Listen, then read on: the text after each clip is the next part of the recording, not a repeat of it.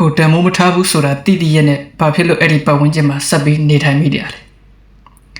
အစိတ်တင်စေတဲ့ဆက်ဆံရေးတွေကနေရုပ်ထွက်ဖို့ဆိုတာတန်ကျိုးကိုဖျက်ရတဲ့ပိုခတ်ခဲပါတယ်ဒါပေမဲ့ဆက်နေရင်တော့ကိုယ့်ရဲ့စိတ်ဝိညာဉ်ပါတည်ဆုံးသွားနိုင်ပါတယ်ဒီကနေ့လူအဖွဲ့အစည်းမှာ toxic relationship လို့ခေါ်တဲ့အစိတ်တင်ဆက်ဆံရေးတွေဟာနေရာတိုင်းမှာရှိနေပါတယ်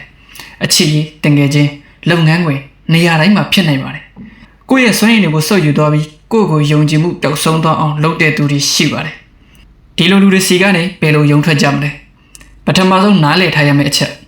အချိန်တွေရင်းနှီးထားခဲ့လို့ဆိုတဲ့အကြောင်းပြချက်နဲ့စက်မနေပါနဲ့9နှစ်လောက်တွဲခဲ့လို့10နှစ်လောက်ပေါင်းခဲ့တဲ့တငယ်ချင်းမှတ်လို့ဆိုပြီးစက်တီးခံနေတာဟာ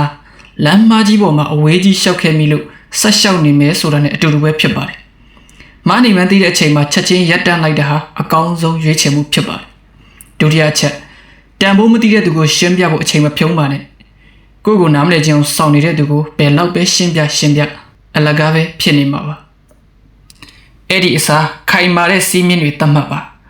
ကိုယ့်ကိုလေးစားမှုမရှိတဲ့စကားပြောလာရင်ကိုယ့်တန်ဖိုးကိုချနှင်းလာရင်နှုတ်ဆက်ပြီးလှည့်ထွက်သွားလိုက်တာဟာအကောင်းဆုံးတုံ့ပြန်မှုဖြစ်ပါတယ်တိတ်ဆိတ်ခြင်းဟာအကျယ်လောင်ဆုံးနဲ့အထီးရောက်ဆုံးသောအဖြေပါပဲတတိယချက်ကိုယ့်တန်ဖိုးကိုကိုယ်တိုင်တတ်မှတ်ပါသူတစ်ပါးကကိုယ့်ကိုဆက်ဆံတဲ့ပုံစံဟာကိုယ့်ရဲ့တကယ်တန်ဖိုးမဟုတ်ပါဘူးသူရဲ့အဆင့်တန်းကိုပြသနေတာဖြစ်ပါတယ်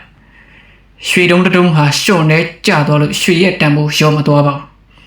အမိုက်ပုံတွေကနေထွက်လာဖို့ပဲလိုအပ်ပါတယ်ကိုယ့်ကိုတန်ဖိုးထားတဲ့ပတ်ဝန်းကျင်အစ်စ်ကိုရဲရဲဝံ့ဝံ့ရှာဖွေပါအစိတ်တင်နေတဲ့နေရာတစ်ခုကနေထွက်လာတဲ့အခါအစပိုင်းမှာအထီးကျန်တယ်လို့ခံစားရပါလိမ့်မယ်ဒါပေမဲ့အဲ့ဒီအထီးကျန်ခြင်းဟာငြိမ်းချမ်းမှုရဲ့အစပဲဖြစ်ပါတယ်ကိုယ့်ကိုဖျက်ဆီးနေတဲ့ဆက်ဆံရေးတွေကိုဒီနေ့ပဲဖျက်တော့လိုက်ပါဘဝဟာတိုးတောင်းလွန်ပါတယ်တန်ဖိုးမသိတဲ့သူတွေအတွက်အချိန်ကုန်ခံဖို့မထိုက်တန်ပါဘူးဒီကနေ့ပဲအစိတ်တင်ပတ်ဝန်းကျင်ကနေရုံထွက်မယ်လို့ဆုံးဖြတ်ထားရင်ကွန်မန့်မှာတခုခုရေးခဲ့ပြီးပါခွန်အားလိုအပ်နေတဲ့သူတွေစီကိုလည်းဒီဗီဒီယိုကိုမျှဝေပေးလိုက်ပါအောင်နော်အပတ်စဉ်ခွန်အားဖြစ်စေမယ့်ဗီဒီယိုတွေအတွက် STH Motivation Channel ကို Subscribe လုပ်ထားနိုင်ပါတယ်အားလုံးပဲကိုယ့်ဘဝကိုတန်ဖိုးရှိအောင်တည်ဆောက်နိုင်ကြပါစေ